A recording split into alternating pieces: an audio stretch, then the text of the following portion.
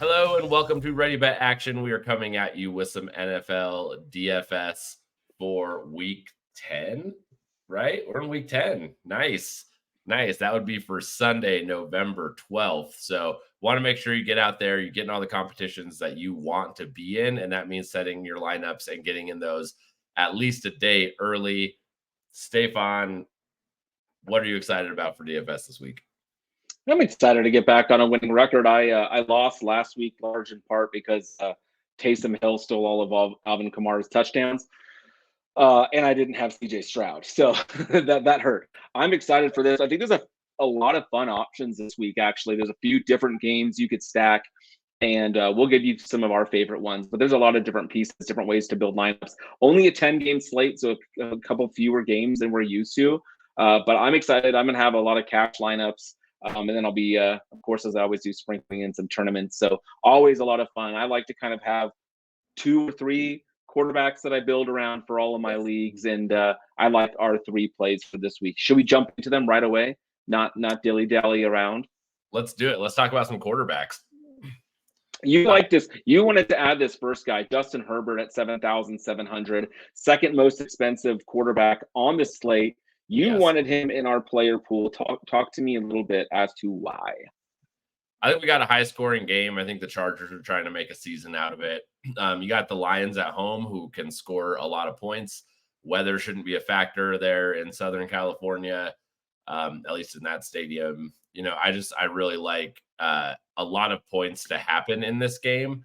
And I like Justin Herbert a lot more than I like Jared Goff. So if I'm taking a quarterback and I want points in this game, it's going to be Justin Herbert to make some connections to Keenan Allen and some of his other receivers. So that is why I like Herbert here. We got some action on this Chargers-Lions game. So yeah, I like it too. I don't hate Jared Goff either if you want to stack the other side of this. I also like Joe Burrow this week going against Houston.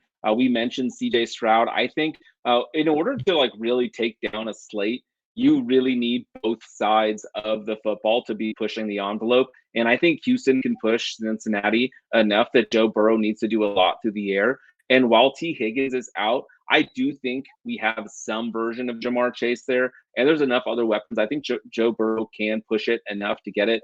I think the quarterback I'm probably playing the most this week, though, Eric, is Geno Smith versus Washington. I think at his price at 5,800, you can make a little stack with Tyler Lockett, but you can still get a lot of pieces from these other games that you were talking about because you're saving $2,000 on your quarterback. You can get a Keenan Allen, you can get a Austin Eckler, or some of these other guys that we're going to talk about a little bit. So I do love Geno Smith this week against that really, really weak Washington Commanders defense.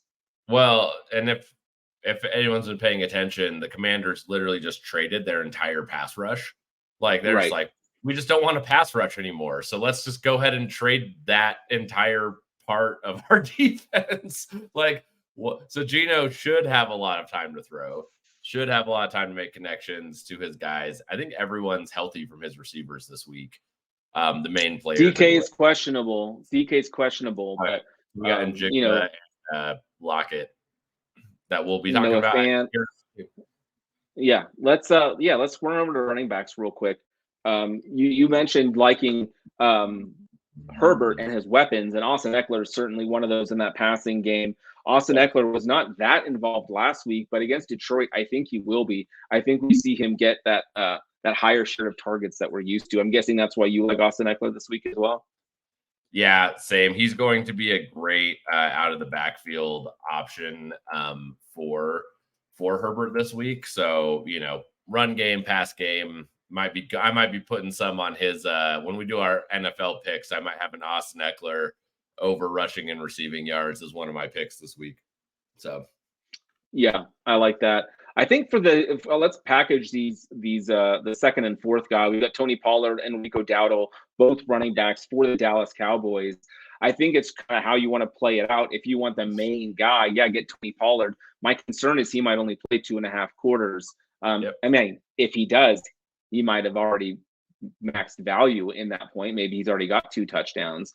But if we do see it being Ferguson or CeeDee Lamb through the air, and then Ricky Dowdle comes in the second half at 4,300, Dowdle only needs to get you a touchdown and a little bit of yards and a couple catches to really pay off well. So I like Yeah. either of these options, depending on money savings. Definitely will not have a lineup with both of them. No, just an atrocious New York Giants run defense we're going against. So I do think it is tricky because they might not play. Tony Pollard might not play the whole game. However, he might score enough points for you in the first 2.5 quarters. Right. You said it might not matter. So Dowdle, though, I think is a great. I look at Dowdle and I'm like, all right, if you really love some of these receivers and maybe the higher price quarterbacks that we like, and you want to stick Dowdle in as like a filler, like the dude's probably going to get some points against the Giants. Yeah. Not as your number one running back, but as a guy who you're running out of money and you're trying to fill your roster. Like, what a great option. Yeah, and typically with cash, you want a 2x or 3x the amount that you're spending. So you're going to want 8 to 12 points from someone in that 4,000 range, and I think Dowdle can get there. Joe Mixon at 6,000. I think talking about how T. Higgins is out, Jamar Chase is banged up. Yeah. We think Cincinnati's still going to be able to put up some points in this game. So give me Joe Mixon at 6,200. I could see him scoring on some short fields. I could see him being involved in the pass game. So I like just getting a couple of pieces of this Bengals game in a game that I think against Houston, we see a lot of points in this game on both sides. Yeah. Which kind of leads us to one of our wide receivers. Our cheapest wide receiver that we like this week, just sticking in that same game, is Tank Dell at 5,500. It looks like Nico Collins is trending to be out. Tank Dell blew up last week. CJ Stroud is amazing. I kind of want a little bit of CJ Stroud exposure too, if I'm honest. But at 5,500, Tank Dell seems like a fixture for a lot of my lineups so that I can do a little bit of cash savings elsewhere. Yeah, I love that. I think CJ Stroud. I mean, every sports website has a CJ Stroud article this week, and people have caught up that this kid is the man, and he's good at sport. He's going to produce, and so if that means Tank Dell's essentially the top receiver, you're going to want him.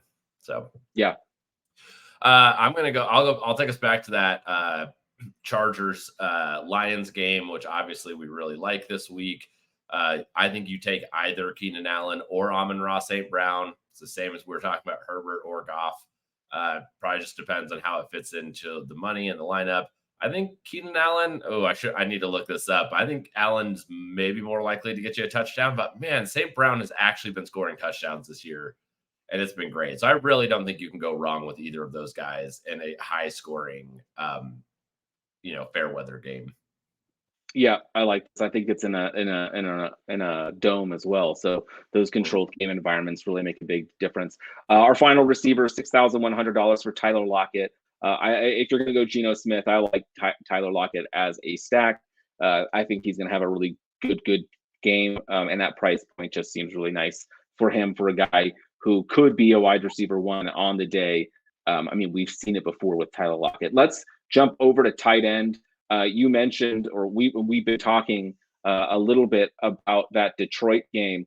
Sam Laporta, to me, at 5,700, yes, he plays the tight end, but he's going to give you wide receiver type numbers. To me, he is a player that I want to pay up for it. If I'm going to pay up for a tight end, it's going to be for him. I think he is, like I said, he's going to put up wide receiver numbers. He's been absolutely fantastic for Detroit. And in a dome, in a game that we expect to get up there in points, I'll take some of that, please. Yeah, perfect. And going back to the CJ Stroud comments with Nico Collins out, we like Dalton Schultz as a pretty reasonably priced tight end, and he's been productive anyways, but he's going to be a nice target for CJ Stroud with Collins out, and we do expect him to get some points. But we're going to go over to your Jaguars last but not least. Yeah, I love Evan Ingram. He has, what was I just telling you? He has had so many targets. He has had more than 7 targets every single game outside of week 1. He had 10 receptions last week.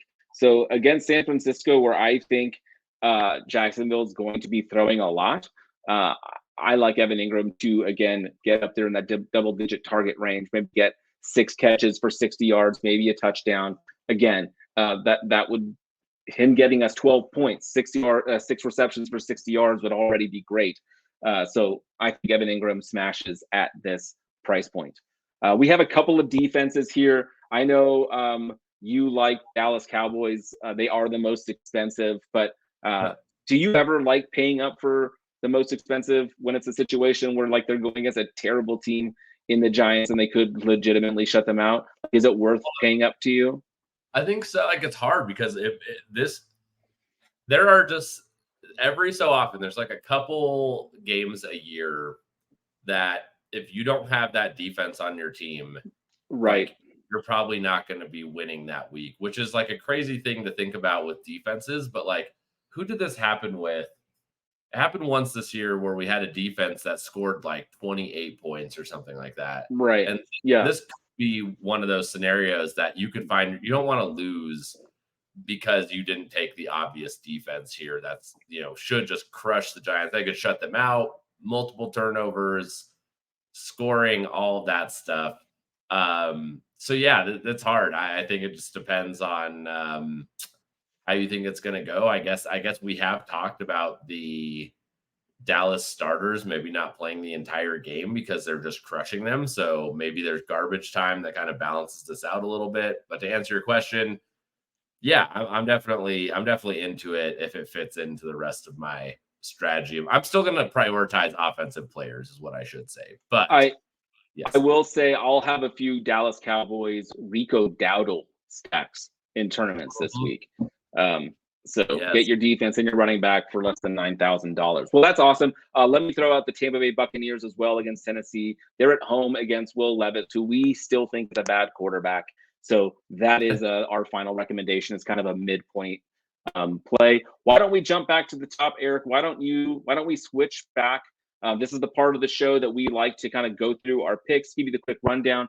Please do remember to follow us on TikTok, on Instagram, on X. Follow us everywhere. We will be giving you more and more plays as the season goes on. Eric and I have already been talking about different ways that we can get more content out there and also talk about some of these props that we like in the NBA and in the NHL. But let us talk about Week 10 DFS. Eric, take us away. Yeah, at quarterback, we like Justin Herbert at 7,700, Joe Burrow at 6,800, and Geno Smith at 5,800 as your least expensive option. Yeah, and at running back, we're going to go with Austin Eckler at 8,400. We like both Cowboys running backs, Tony Pollard at 7,300 or Rico Dowdle at 4,300. And then in that Bengals game, we like Joe Mixon at 6,200. Yeah, and then give us Keenan Allen at wide receiver at 8,800, Amon-Ra St. Brown 8,300, Tyler Lockett at 6,100, and Tank Dell with Nico Collins out for the Texans at 5,500. If Tank Dell isn't in most of our lineups, we're doing it wrong. For our tight ends, we like Sam Laporta at 5,700. We like Dalton Schultz at 49, and Evan Ingram at 4,500. Why don't you finish this off with some defenses, Eric? Yeah, go spend the money on the Dallas Cowboys crushing the Giants at 4,400. If you don't like spending a ton of money on defense, go with the Buccaneers for 3,500. Awesome. I love it. Thank you guys so much for listening. That's DFS for Week 10. I think I stole the hosting duties halfway through the show, Eric. Sorry about that. Just got excited talking about the NFL DFS. It's going to be another great week. Again, we have our picks for college football Saturday as well as our soccer picks. We're going to have picks for Sunday NFL games as well. Be on the lookout for those. Eric, I'm heading to the CU game tomorrow, thanks to you. So I'm excited for that. It's going to be a great weekend. Got a lot of great games coming up. Let's go Ducks. Let's go beat those silly Trojans. Let's go.